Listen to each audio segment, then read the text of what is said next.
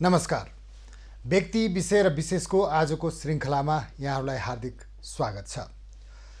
आदरणीय दर्शकवृन्द, संवैधानिक परिषदले र संवैधानिक आयोगका 11वटा विभिन्न आयोगहरूमा भएको नियुक्ति प्रकरण फेरि एकचोटि सलबलाएको छ। यो सलबलाउनुको पछाडि कारण के हो भने जुन संवैधानिक परिषदले सिफारिस गरेको नाउँहरू थियो त्यो नाउँहरू परिपक्व हुन 45 दिन कुर्नुपर्ने थियो र त्यो 45 दिन भोलि पुग्दैछ र यो 45 दिनको परिपक्वता भइरहँदा सभामुख अग्नि सापकोटाले संवैधानिक परिषदले गरेका नियुक्तिको सिफारिस संवैधानिक परिषदमै फिर्ता गरिसकेपछि फेरि यो विषय तरङ्गित बनेको छ। आज हामी यही विषयमा केन्द्रित रहेर कुराकानी गर्छौं वरिष्ठ अधिवक्ता हरिप्रसाद उप्रेतीसँग। हरि सर, स्वागत छ कार्यक्रममा। धन्यवाद। यो संवैधानिक परिषदको सिफारिस अब भोलि त पाक्ने भयो, 45 दिन पुग्ने भयो। हजुर, अब यो नियुक्ति सिफारिस परिपक्व हुन्छ कि सभामुखले भने जस्तो यो नियुक्ति बदर हुन्छ, के हुन्छ? अब यो चाहिँ तपाईको प्रश्न चाहिँ यो अब टुप्पोबाट आयो।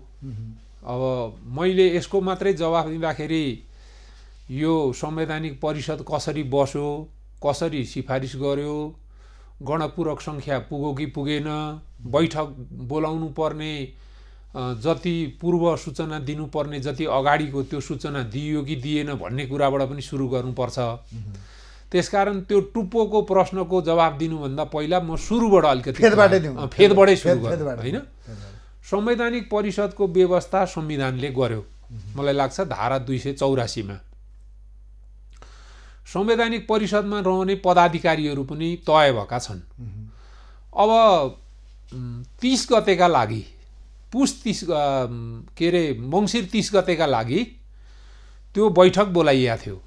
त्यो बैठक बोलाउँदाखेरि त्यसमा प्रमुख विपक्षी दलका नेता र सभामुख त्यो बैठकमा जानु भएन। जानु नभइसके पछाडि त्यही दिन त्यो बैठक बस्न नसके पछाडि एउटा पहिला पनि ल्याउन कोसिस गरेको अध्यादेश जुन थियो, पहिला चाहिँ जारी नगरेर राखेको, त्यो अध्यादेशलाई पुनर्जीवित गरेर जारी गरियो। जारी गरेर त्यसै दिन बेलुकाको बैठक बस्यो भनेर बैठक बसेको कुरोहरू आयो। अनि बैठक बसेर निक्लिसकेपछि राष्ट्रिय सभाका अध्यक्षले चाहिँ बोल्दाखेरि हैन हामी बसेर छलफल गर्यौं तर कुनै निर्णय गरेका छैन भन्ने जानकारी पनि त्यस दिन दिनु हो। अब बाहिर आएको कुरा अब माइन्युट पल्टाएर हेर्नलाई अब तपाईको सर्वोच्च अदालतले मगाएको छ, त्यो पनि सबै सोच्याएको बीचबीचमा सही गरेको माइन्युट अहिले आएको छ भन्ने कुरो आयो। अब त्यति बेला आएको कुरा के छ भने बैठकमा निर्णय नभएको भन्ने कुरो राष्ट्रिय सभाका अध्यक्षले बोल्नु भएको हो हैन, त्यो कुरो पनि आएको छ। र बिहान बसेको बैठकमा गणपूरक संख्या नपुगेर बैठक नबस्ने भइसके पछाडि अनि त्यहाँबाट उठेर गएर अध्यादेश जारी गरेर त्यो जारी भएको अध्यादेश बमोजिम बेलुका नै बैठक बस्न सक्छ कि सक्दैन भन्दाखेरि त्यसको बैठक बस्दाखेरि चाहिँ 72 घण्टा अघिको समय दिनुपर्छ भनेर तपाईँ यो प्रचण्डलाई चाहिँ बैठकमा चाहिँ सूचना नदिएको भन्ने विषयमा जुन पहिला सर्वोच्च अदालतमा विवाद पुगेको थियो, त्यो बेलामा चाहिँ सर्वोच्च अदालतले फैसला नै गरिसक्यो। त्यो त 72 घण्टा अगाडि त्यो सूचना दिनुपर्छ भनेपछि बिहान बसेको बैठकबाट निर्णय गर्न नमिल्ने भएर अध्यादेश जारी गरेपछि बेलुका नै 72 घण्टा पुग्छ त? कस्तो घडी लगाउनु भएको, कस्तो क्यालेन्डर हेर्नु भएको थियो त प्रधानमन्त्रीले? प्रश्न त्यहाँनेरि आयो, पहिला प्रारम्भको कुरा।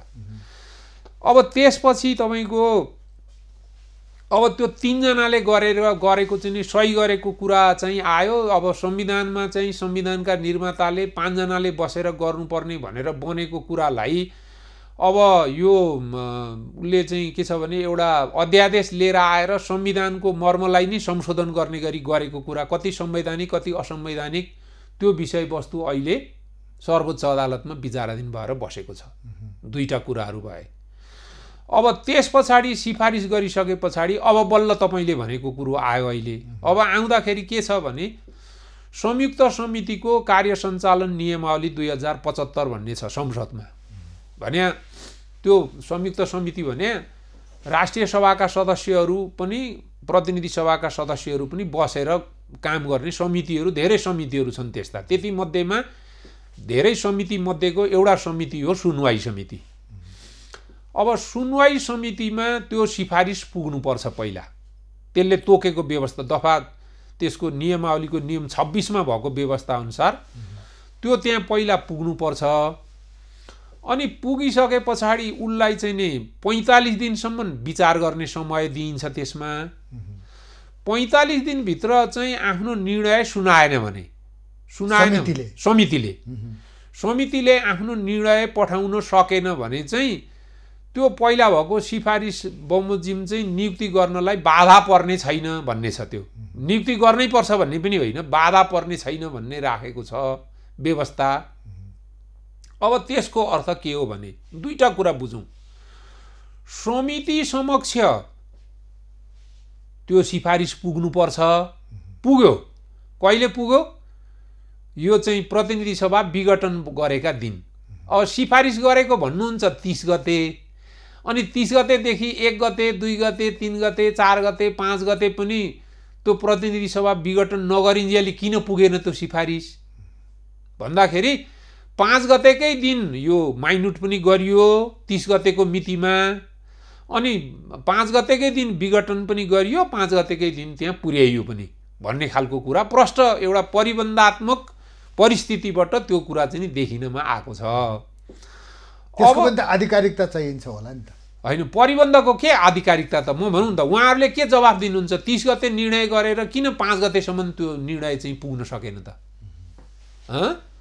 5 दिन त लाग्ने चिज होइन त। यो चिज त्यसले के देखाउँछ भने प्रतिनिधि सभा विघटन गरेकै दिन त्यो सिफारिस चाहिँ नि अगाडिको मिति राखेर सिफारिस गरेर त्यस पछाडि चाहिँ पठाएको हो भन्ने कुरा, त्यसै दिन हतार पठाएको कुराबाट देखिने भन्ने कुरा हामीले स्वतः त्यो काम कारबाहीका गतिविधिहरू जसरी भए ती चिजहरू चाहिँ समयको क्यालकुलेसन गरेर भन्न सकिने कुरा हो।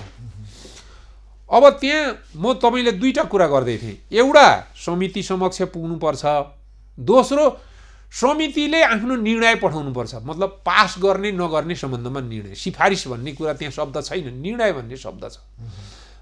त्यो शब्द किन राखियो भने सिफारिस चाहिँ त्यो गरेर सिफारिस पठाएको कुरालाई चाहिँ अस्वीकार पनि गर्ने निर्णय हुनसक्छ, स्वीकार गर्ने पनि हुनसक्छ नि। त्यसैले गर्दा त्यो 45 दिन पठाउने दिनसम्म जुन दिएको छ त्यो दिनसम्म समिति हुनु पर्यो, समितिको अस्तित्व हुनु पर्यो। अब हेर्नुहोस् यहाँ के छ, जुन दिन समितिमा पुग्यो भनेर भनिएको छ त्यही मितिमा समितिको अस्तित्व समाप्त छ प्रतिनिधि सभा विघटन भइसकेपछि। अब त्यो भइसके पछाडि के भयो त? प्रकारान्तरले कुरो कहाँ गयो भन्दा अब यो मुलुकमा कहिले निर्वाचन हुन्छ, निर्वाचन भएर प्रतिनिधि सभाको गठन कहिले हुन्छ, त्यस पछाडि त्यो प्रतिनिधि सभाले चाहिँ त्यो 15 जना सदस्य रहने व्यवस्था छ। त्यसमा 12 जना प्रतिनिधि सभाका, 3 जना राष्ट्रिय सभाका। त्यो 12 जना प्रतिनिधि सभाका चाहिँ सभामुखले सिफारिस गर्ने भयो। राष्ट्रिय सभाका 3 जना चाहिँ राष्ट्रिय सभाको अध्यक्षले सिफारिस गर्ने हो। त्यो दुवैजनाले आफ्नो आफ्नो सदनमा चाहिँ सल्लाह गरेर परामर्श अनुसार भन्ने छ। राष्ट्रिय सभाको अध्यक्षले राष्ट्रिय सभाको बैठकमा चाहिँ त्यो परामर्श गरेर प्रतिनिधि सभाको सभामुखले त्यसरी परामर्श गरेर चाहिँ 12 जना र 3 जना गरेर 15 जनाको समिति गठन गर्नेछ। अब त्यो 45 दिनसम्म चाहिँ विचार गरेर त्यसमा आफ्नो निर्णय पठाउनका लागि पनि समिति हुनु पर्यो नि त, परेन? समिति त सिफारिस पुगेका दिन मात्रै समिति भएर भएन, यहाँ त सिफारिस पुगेकै दिन विघटन गरेका छ। अब त्यस पछाडि त्यहाँबाट आइसके पछाडि 45 दिनपछि सिफारिस आफ्नो निर्णय पठाउनका लागि पनि समिति हुनु पर्यो, समिति छैन भनेपछि अब निर्वाचनबाट गठन हुने प्रतिनिधि सभा र राष्ट्रिय सभाले मनोनयन गरेर पठाएका व्यक्तिहरूबाट गठन भएको समितिले 45 दिनसम्म विचार गरेर पठाउने कुरा अब त्यहाँसम्म यो रोकिएर बसेको छ।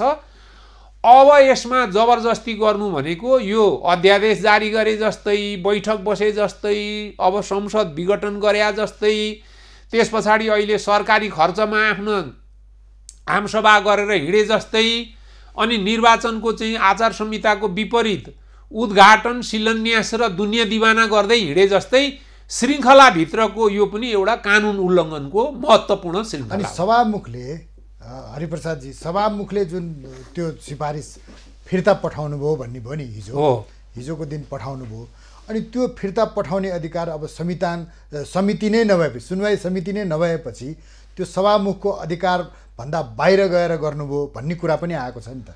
उहाँको अधिकार क्षेत्र होइन भन्ने कुरा आएको छ। संविधानभन्दा बाहिर गएर गर्ने भनेको कुरा फिट्नेहरूले गरेको कुरा हो। यो संविधान नपढ्ने, किन संविधानमा का धारामा कहीँ विघटन गर्ने अधिकार दिएको छ? कुरा फिटेर विघटन गर्नुभएको होइन। अहिले अब पहिला बोल्ने एउटा हिसाबले बोल्ने मान्छेहरू अहिले अर्कै हिसाबले कुरा फिटिराख्नु भएको छ। सुभाष नेम्बाङ, अग्नि खरेल, पहिलाका उहाँहरूले बोलेका उहाँहरूले चाहिँ नि त्यो आफ्ना विचार राखेका कुराहरूका भाइरल भएको छ, सबै नेपाली जनताले थाहा पाइसकेका छ। अहिले त्यसको ठिक उल्टो बोलेर हिँडिराख्नु भएको छ। अब तपाईँ अहिले पनि सभामुखलाई अधिकार छैन भनेर कहाँ भयो? एकचोटि त्यही संयुक्त समितिको दफा नियम 40 र 41 पढौँ न, के भन्छ? 40 ले बाधा अड्काउ फुकाउने अधिकार भन्छ। अब समितिमा गएको छ, समिति विघटन भयो, समिति छैन भनेपछि त बाधा त पर्यो नि त। अब 40 ले चाहिँ नि बाधा अड्काउ फुकाउने अधिकार दिएको छ र 41 ले चाहिँ बाधा अड्काउ फुकाउँदाखेरि जुन आदेश जारी गर्ने अधिकार दिएको छ त्यो आदेश चाहिँ अन्तिम हुनेछ भनेछ। त्यसको त्योभन्दा माथि कहीँ गएर क्वेसन उठाउन सक्ने अवस्था त्यो नियमावलीले दिएको छैन। त्यसकारण म तपाईँलाई 3टा नियमावली आज यो सञ्चार माध्यमबाट म प्रष्ट भन्न चाहन्छु। नियम 26 ले त्यो संयुक्त समितिको कार्य सञ्चालन नियमावली 2075 को नियम 26 ले 45 दिनको समय समितिलाई दिएको हो। त्यो 45 दिनको समय भनेको प्रारम्भ भएका दिन र 45 दिन पुगेका दिनसम्म समितिको अस्तित्व हुनुपर्छ, अनि मात्रै त्यो कार्यान्वयन हुने अवस्था हुन्छ। यो नियम 26 को कुरा।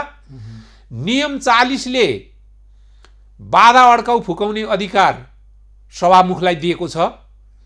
त्यो 40 ले दिएको अधिकार चाहिँ अन्तर्गत, अनि 41 ले चाहिँ नि यो बाधा अड्काउ फुकाउनका लागि जारी गरेको आदेश चाहिँ अन्तिम हुनेछ, त्यो नि निर्णायक आदेश हुनेछ भन्ने व्यवस्था गरेको छ। त्यसैले गर्दाखेरि संयुक्त समितिको नियमावलीको नियम 26, नियम 40 र नियम 41 का आधारमा बिल्कुल अब संविधानले नि बनाएको सुनवाई समिति नभएको अवस्थामा र प्रतिनिधि सभा विघटन भए पनि सभामुख चाहिँ आफ्नो पद कायमै रहने संवैधानिक व्यवस्था समेत रहेको अवस्थामा त्यो व्यवस्थाको चाहिँ पालना गर्दै उहाँले चाहिँ नि पठाउनु भएका कुरा, अब त्यसमा के कुरा लेख्नुभयो, कुन कुन कुरा गर्नुभयो भन्ने बारेमा त्यसमा 7 वटा बुँदामा उहाँले लेखेर फिर्ता पठाएको छ। प्रश्न उठाउनु पनि भएको छ। तर अब सभामुखले फिर्ता पठाइसकेपछि त्यो कार्यान्वयन अगाडि बढ्यो, त्यो नियुक्ति प्रक्रिया अगाडि बढ्यो भने चाहिँ कानुनी रूपमा के हुन्छ? त्यो वैध हुन्छ अवैध हुन्छ? होइन, यो त सकिगयो नि। तपाईँको कस्तो भने त्यो विषाक्त वृक्षबाट फलेको फल चाहिँ अमृत हुन्छ र? त्यो पनि विषाक्तै हुन्छ नि। हामीहरूको त एउटा प्रिन्सिपलै भन्छौँ नि, हामी एउटा अङ्ग्रेजीमा भन्छ पनि the fruit of the poisonous tree is suppose to be poisonous, होइन? त्यसकारण अब बैठकको गणपूरक सङ्ख्यादेखि अनि तपाईँको बैठक बोलाउने सूचना दिनुपर्ने समयको सीमादेखि अनि बैठक बसेको निर्णयको दिनदेखि बैठकका विषयवस्तुदेखि अनि अहिलेसम्मका कुरा सबै विवादमा छन् भने त्यो चाहिँ नियुक्ति चाहिँ अब चाहिँ कानुन सम्मत संविधान सम्मत भएर विवाद नउठ्ने भन्ने कुरा आउँछ। खाली कुरा कति हो भने यी सबै विवाद अब कसले रिजल्भ गर्छ? अब यो कस्तो हो भने अन्तबाट कतैबाट सहमति हुन सकेन भने अन्तिममा जाने थलो भनेको यो पनि के हो भने सर्वोच्च अदालत। निर्वाचन आयोगले गरेको बदमासीको पनि सर्वोच्च अदालत। अब सुनवाईको म गर्दिनँ भनेर सभामुखले यो आदेश पठाउँदै भोलि राष्ट्रपतिले नियुक्ति गरिदिने त धेरै चान्स छ, किनभने उहाँहरू अहिले कानुन हेर्ने, संविधान हेर्ने, परम्परा हेर्ने त्यो बुझ्ने लाइनमा हुनुहुन्न, आफ्नो लाइनमा आफ्नो धुनमा हुनुहुन्छ। त त्यो धुन अन्तर्गत यो चाहिँ के छ भने यो कुरालाई अगाडि बढाउन उहाँले सक्नुहुन्छ। बढाउनु भएन भने आश्चर्य हुन्छ यो कुरो। हुन त होइन, मैले जान्न खोजेको हरिजीबाट के भने जस्तो योभन्दा अगाडि पनि हजुर अयोधी प्रसाद यादवको एउटा घटना, अनि त्यसपछि हाम्रो रामप्रसाद सिटौलाजीको घटना, अनि अर्को हजुर त्यो 11 जना न्यायाधीश नियुक्ति हुँदा 6 महिना त्यो सुनवाई समितिमा अड्केको हो। 4 महिना जस्तो लाग्छ। 6 महिना कि 4 महिना हजुर 6 महिना अड्केको कुराले पनि यो अहिलेको सभामुखको परिपत्रसँग जोडिन्छ होला नि त। यो बिल्कुलै नि। अब यो मैले त तपाईँका कानुन नै प्रष्ट भएको अवस्थामा अगाडिका अभ्यासहरूलाई नजोडेको मात्रै हो मैले अघि तपाईँलाई जवाब दिँदाखेरि। ती अभ्यासहरूलाई पनि हेर। तर यहाँ अब के गर्ने, तपाईँले संविधानको कुरा, नियमावलीको कुरा, पहिलाका अभ्यासका कुराहरू गर्नु भनेको अहिलेको सत्तालाई भालुलाई पुराण सुनाए जस्तो छ। त्यो कुरा सुनेर केही मतलबै छैन, अर्थै छैन। संविधानमा जेसुकै लेख्या होस् म गर्छु, मैले गर्ने भने जनताका लागि हो भनेर जनताको नाम बेचेपछि पुगिरहेको छ अहिले प्रधानमन्त्रीलाई र राष्ट्रपति। फेरि अर्को एउटा मैले जान्न चाहे कौतूहलताको हजुर विषय, यो विषय पनि सर्वोच्चमा विचाराधीन छ। यसमा छलफल हुन सकेको अवस्था छैन। यो विचाराधीन भइरहेको विषयमा चाहिँ अब नियुक्ति भइदियो, भोलि परिपक्व हुन्छ, 45 दिन पुग्छ। पर्सिका दिन यो सिफारिस भएका नामावली चाहिँ नियुक्तिको प्रक्रियामा अगाडि बढ्यो, नियुक्ति पाए र त्यो नियुक्ति पाएकाहरूले आफ्नो पदभार ग्रहण गरे भने के हुन्छ भन्ने एउटा जनकौतूहलता छ कि होइन। अब यो त कस्तो भने गैर कानुनी कार्यको निरन्तरता हो यो। उहाँहरूले काम गर्नु हो भने त्यो गैर कानुनी हुनसक्छ।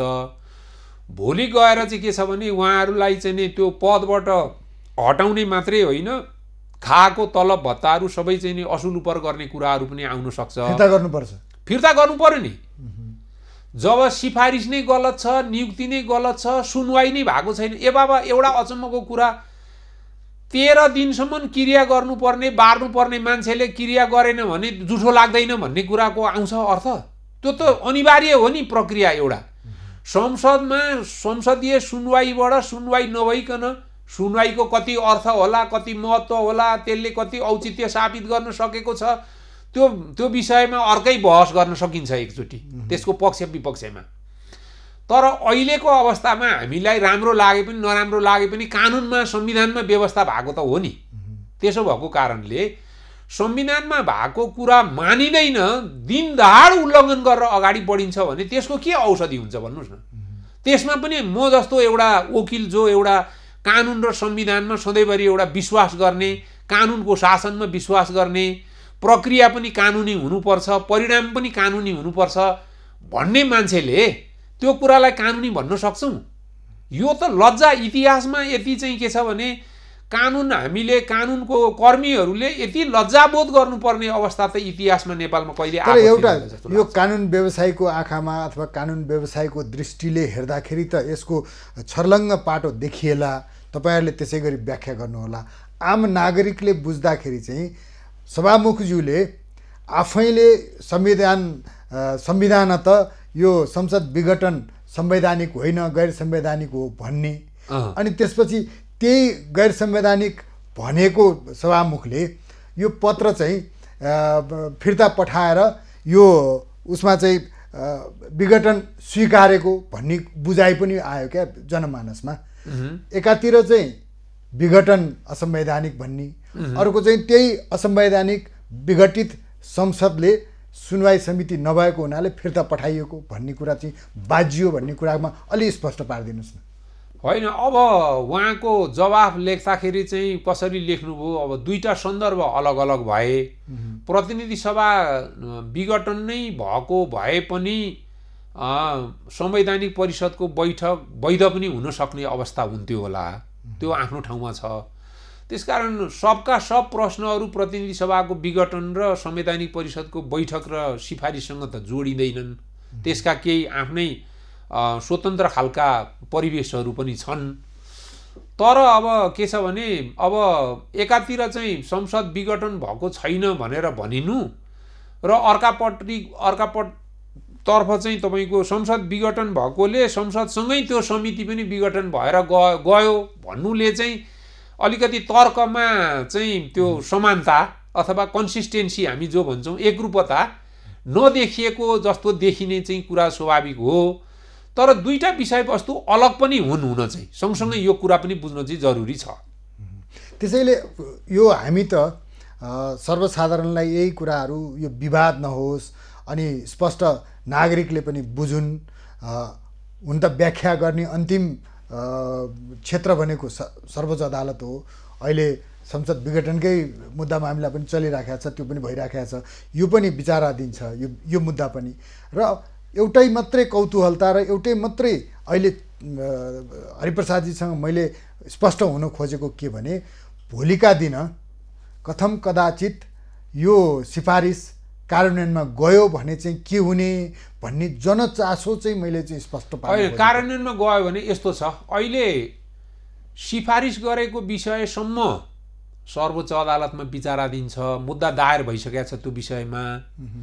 त्यो विषयमा अब पछाडिका अब हुने सुनवाईका चरणहरू बाँकी छन्। अब यो उहाँहरूले नियुक्ति पत्र पाउनुभयो र नियुक्ति भएर काम गर्न सुरुवात गर्नुभयो भने नियुक्ति पाउने सबै महानुभावहरूलाई विपक्षी बनाएर अरू मुद्दा अब यसमा पर्न सक्छ। फेरि अर्को मुद्दा पहिला सिफारिसको सम्बन्धमा भयो, अब नियुक्ति गर्ने निर्णय र नियुक्ति पत्र खारेजीको लागि अर्को मुद्दा पर्न सक्छ। र त्यो मुद्दामा चाहिँ नि अब मागदाबी गर्दाखेरि यो अहिले खाएको तलब भत्ता पनि असुल उपर पनि गर्नु भन्ने पनि आदेश जारी गरी पाऊँ भनेर पनि माग पनि हुनसक्छ। त्यो भएर गयो भने अनि त्यस पछाडि अब खारेज हुने कि नहुने भन्ने कुरामा चाहिँ नि प्रश्न पनि त्यो अदालतमै पुग्छ। अब अदालतमा पुग्दाखेरि चाहिँ तपाईँको अब कुन इजलासले हेर्छ, अब यही तपाईँको सुनवाईकै उसको अन्तरकुन्तरमा त्यसैमा बसेका न्यायाधीशहरूले हेर्नुहुन्छ कि त्यो विषय अर्कै न्यायाधीशले हेर्नुहुन्छ कि न्यायाधीशहरूको दृष्टिकोण यो प्रतिनिधि सभा विघटन गरेकोमा आउने दृष्टिकोण र त्यो मुद्दामा आउने दृष्टिकोण समान हुन्छ कि फरक हुन्छ कि, यी यावत कुराहरू त हाम्रा तपाईँको पनि मेरो पनि सबैको चासोको विषय छन् नि। हामी बढी अलि शङ्का पनि बढी गर्छौँ नि त। त्यही त, त्यो शङ्कालु पनि त्यो त आउनै बाँकी छ। त्यसैले आउने शङ्काको सुविधा अदालतले नै पाउँछ। अहिले हामीलाई अदालतलाई नै दिनुपर्छ त्यो सुविधा। त्यही त, हामीले एउटा निष्पक्ष भएर एउटा कानुन व्यवसायीको, कानुन विज्ञको, संविधानको व्याख्याताको हिसाबले हरिप्रसाद उप्रेतीले व्याख्या गर्नुपर्दा हजुर कहीँ कतै पनि त्यो राजनीतिक रङ्ग नदेखिने किसिमले स्पष्टसँग जनताको ले सहस्र बुझ्ने, जनताको बोलीचालीको भाषामा बुझाउनु पर्दा यो संवैधानिक आयोगहरूको सिफारिस कानुन सम्मत हो, कानुनको बर्खिलाफ हो।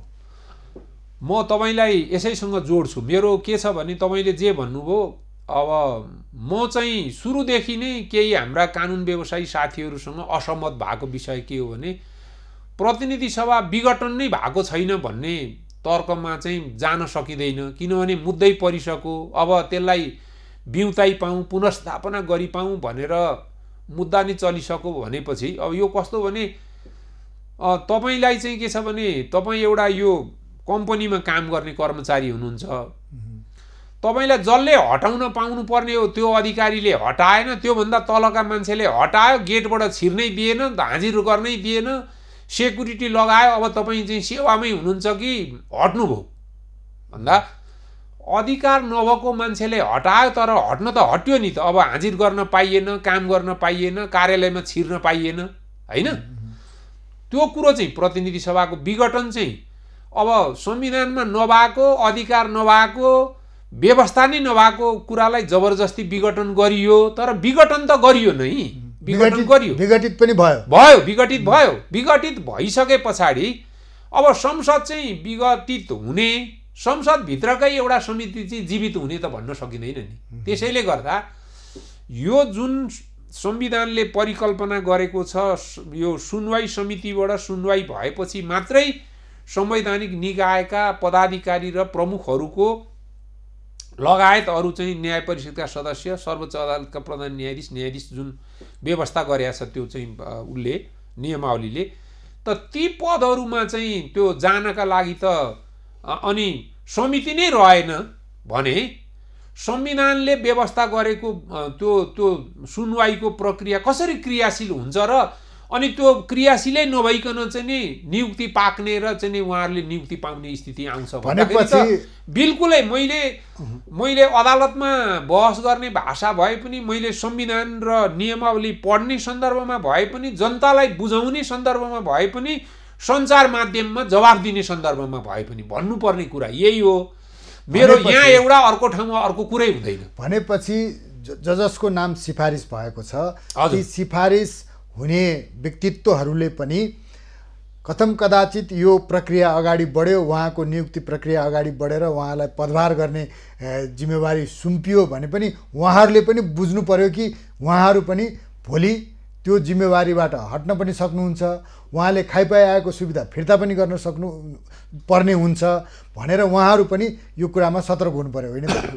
त्यसरी बुझ्नु पर्यो। सतर्क हुनु पर्यो त म भन्दिनँ नि कोइरालाजी। कस्तो भने त्यहाँ अहिले नियुक्ति पाउने व्यक्तित्वहरूमा कानुनको पृष्ठभूमि भएका व्यक्तिहरू पनि हुनुहुन्छ। उहाँहरूले त भरपूर रूपमा यो कुरा विचार गरेको होला। मलाई के लाग्छ भने या त उहाँहरूमा चाहिँ के छ भने यो काम लाग्दैन, यो चाहिँ गैर संवैधानिक गैर कानुनी भएको हुनाले हामीले यो नियुक्ति लिनु हुँदैन भन्ने भावना बढेको होला, या कुनै सूत्रबाट यो चाहिँ हाम्रो मुद्दा परे पनि हामीले जितिहाल्छौँ त्यसकारण यो नियुक्ति लिनलाई केही फरक पर्दैन भन्ने कुराको भावनामा होला। यो दुईटा बाहेक एउटा कुरा त हुनै सक्दैन। होइन, मैले किन पनि यो चासो तपाईँ समक्ष राखे भने नियुक्ति प्रक्रिया चाहिँ अगाडि बढ्ने भन्ने सङ्केतहरू देखिन थाल्यो भन्ने समाचारहरू आएका छन्। होइन, यो त डे फर्स्टदेखि नै आएको कुरा हो नि। यो आजको कुरा भन्दा पनि हामीले त भनेकै कुरा के थियो भने त्यति बेलै कतिपय कुरा हामीले सञ्चार माध्यममा बोलेका पनि थियौँ। अब यो 45 दिन पुगिसके पछाडि यो अब निर्लज्ज ढङ्गले यो सुनवाई पनि चाहिँदैन, अब 45 दिनको समय पुगेपछि नियुक्ति दिनलाई मिल्छ भनेर चाहिँ यसलाई कार्यान्वयन गर्नका लागि पनि सरकार प्रतिबद्ध छ, राष्ट्रपति प्रतिबद्ध हुनुहुन्छ भन्ने विज्ञप्तिहरू आएर यो काम कारबाही हुन सक्छ भन्ने हामीले त्यति बेलै भनिसकेका कुरा हो। त्यसैले गर्दा यो आश्चर्यको कुरा पनि छैन र अब त कानुनको पालना भएर जान्छ भन्ने कुराको त गरिँदै गरिँदैन। उल्लङ्घनको घटना कति कुन भोल्युममा हुन्छ भन्ने कुरा मात्रै हेर्ने हो हामीले। अब कानुनको पालना त अब अहिलेको सरकार प्रधानमन्त्री निराशा रियालिटीको कुरा हो। निराशाले त मान्छेलाई कहीँ तपाईँको एउटा समाधानमा पुर्याउँदैन। संविधानको व्याख्या भइराखेको संवैधानिक अदालतमा बाँकी छ नि। त्यसैले अदालतलाई जोडिन नि, यहाँ मैले त सरकारलाई प्रधानमन्त्रीलाई राष्ट्रपतिलाई मात्रै जोडेँ नि। त्यसैले गर्दाखेरि स्थिति चाहिँ के छ भने अब हामीले उहाँसँग कानुन सम्मत काम गर्नुहुन्छ भन्ने कुराको चाहिँ नि अपेक्षा गर्ने चाहिँ स्थिति कहीँ पनि रहेको छैन। अब एकदम प्रकारान्तरले एकपछि अर्को कानुन तोड्ने र संविधानलाई तोड्ने मात्रै काम गरेर जानुभएको सन्दर्भमा यो नियुक्ति पनि दिनुहुन्छ र यस्तै खालको केही अब जवाफ दिएर यो पनि मुद्दा फेरि चाहिँ सर्वोच्चमा पुग्ने चाहिँ एउटा दुर्भाग्य हामीले बेहोर्नुपर्छ जस्तो लाग्छ मलाई। धेरै धेरै धन्यवाद यहाँको महत्त्वपूर्ण समय र विचारको लागि। धन्यवाद। मेरो पनि सबै यो तपाईँलाई तपाईँको सञ्चार माध्यम मार्फत सबै चाहिँ नि दर्शकहरूलाई पनि श्रोता दर्शकै भन्नु पर्यो। धन्यवाद। आदरणीय दर्शकवृन्द, हरिप्रसाद उप्रेती वरिष्ठ अधिवक्तासँग हामीले आज यो विषयमा किन पनि छलफल गऱ्यौँ भने संवैधानिक आयोगहरूमा हुने नियुक्ति र त्यसका लागि भएका सिफारिसहरूको 45 दिने त्यो परिपक्वताको समय भोलि समाप्त हुँदैछ। अब हेर्न बाँकी छ त्यसपछिको प्रक्रिया के हुन्छ, त्यही विषयमा हामी छलफल गऱ्यौँ र कानुनी प्रक्रिया के हुन सक्छ भन्ने कुरा वरिष्ठ अधिवक्ता हरिप्रसाद उप्रेतीले जानकारी गराउनुभयो। यहाँहरूले हेरिदिनु भयो, यहाँहरूलाई पनि धेरै धेरै धन्यवाद। खबरभित्रको खबरका लागि हेर्दै रहनुहोला एभन्यूज खबर। नमस्कार।